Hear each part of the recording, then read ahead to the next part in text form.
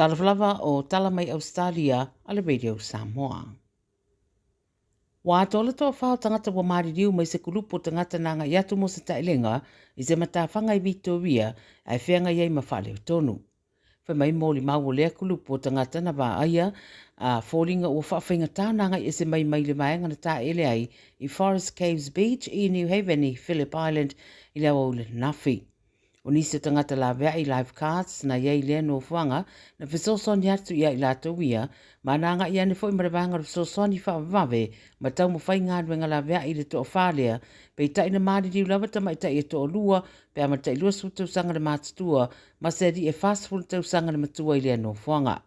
O le isi tama i tai pe lua sfulu fo i tau sanga na matua na ave atu le wharamai mō tong fitinga pe tai e le imanuia o le tai ona le ilana whailua mai iei wamaliu foi. Whai mai le whātono le Life Saving Victoria, le no whanga le sa wha malua i la tauia e le mō tailenga ai wha o ngā tele lava e le au whasee. O i la tau i titi tupe maua o le a maua sina māpusanga wha opopo mai la whonga e totongi ina ua whailoa nisi o suinga i le so i le Medicare levy. O fola mai nei e le malo le suia o threshold e mana o mio na totongi le au totongi la whonga i e totongi aina o le 2% le levy. O le asi tia la le threshold e le fitu testimaritasi pasene ia o ngatasi ai ma le inflation. O se tasi le neo suinga o whailo whaatasi mai ma le suinga i le whainga o la whonga tutongi le ua ngausi ai folanga le whainga malo o iei nei sa whai e le teimi o le palota e winga i le tau fia pea o stage 3 cuts. I lalo la o le folanga fōu e whōringa mai o le amawai e le tangata e to atasi tōrus fudua whele tutongi le se lau fitu sururua tā la fasu sene e siri atuai nei lo le tausanga te ruai. O lo no winga i lalo o ia suinga o le tangata Ausetalia a whai ele anga maa i le tutongi o se Medicare levy o le ai titi fo i lana na tupe tutongi mo le la fonga po le tax. O le savari esa le au whaingadwenga i dungo trains mai la tu ngadwenga i le soi Victoria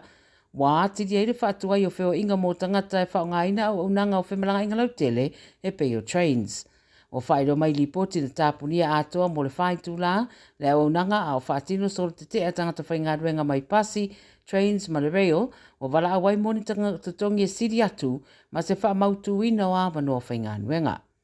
O whaia lea ngā yoinga i le atoa o le masina talo na tau fia atoa, o le uni ia au nanga lau tele o trains i le aso se furu tolu o te sema na matua i le fia i le to o tele o tangata whemarangai. E whaau le sola tau bevela i le atunu a meise lava le tele o vaenga o Ausetalia a meise i New South Wales ma Queenslandi. O le o ngā tonu o sini wa wha mawina e o atu torusu lima tikewi le bevela i le so a o wha i tu e pei o Penrith ma Parramatta e o atu lava le torusu furufitu tikewi le bevela. O lapta ia foi tangata i sini e ia se teimi o le awa ai wila ma whai titiri mulimuriane i le so. O savidi mai mātu i se sifo e ono suia ai le tau i le anga i atu i le poana nei ma ono amata mawhana i le aso a tai au e whamanatua i le Australia Day.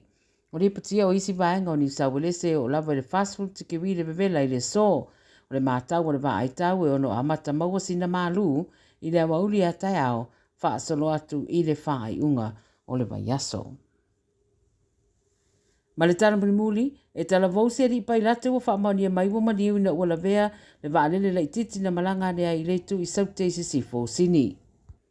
O le vaalele o le Cessna 172 o le stala i sitasio a onga mo le oino ave vaalele a na lavea i Brownlow Hill po le te o le tolu le awa ule na nafi 3 kilomita mai le vaenga na tu waa ese ai le malai vaalele i Camden.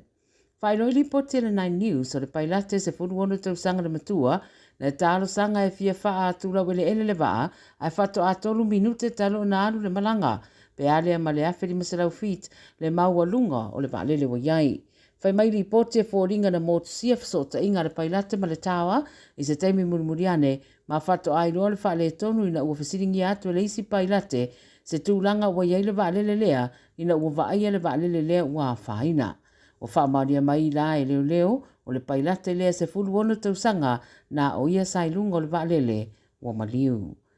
O tala ia le Radio Samoa mai Ausetalia mo le neifo ia stofi whairoa ia tai au i seisi whapoponga manuia ngā ruenga tiu te mawhaiwa o whianga iei malu tātua tunu wha soifuia.